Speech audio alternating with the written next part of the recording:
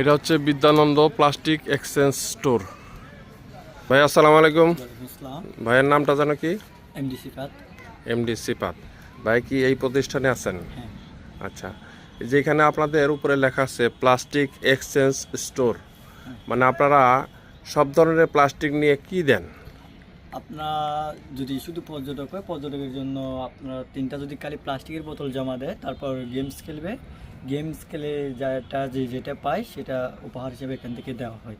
আচ্ছা আচ্ছা, আর মানে যারা সেটা লোকাল খাবারও হতে পারে, অন্যান্য গিফটের বই বা হ্যাঁ। যে অনেকগুলি বই দেখতেছি সে বইও দেওয়া হতে পারে, তাই না? হ্যাঁ। আচ্ছা, এইখানেই কি সব কিছু আছে না আপনাদের অন্য কোনো অফিস আছে? আমাদের আপনার পরবর্তী ওই যে সুগন্ধার ওই পাশে আপনার একটা স্টোর আছে এরকম। আচ্ছা আচ্ছা, ওইখান থেকে এনে আপনারা দেন আর কি। হ্যাঁ। এই যে বিদ্যানন্দ, এটা একটা প্রতিষ্ঠান নাকি? হ্যাঁ। এটা কি মানে জনগণের স্বার্থে কাজ করেন আপনারা হ্যাঁ। এবং পরিবেশের স্বার্থে, হ্যাঁ। যাতে পরিবেশ দূষণ না হয় সেই দূষণ বিরোধী কাজগুলি আপনারা করি। করেন এবং জনগণের মধ্যে সচেতনতা হ্যাঁ। তুলে ধরেন। হ্যাঁ। তো ধন্যবাদ ভাইয়া, আপনার এই কথা এবং এই উদ্যোগ হ্যাঁ। আসলেই প্রশংসনীয়।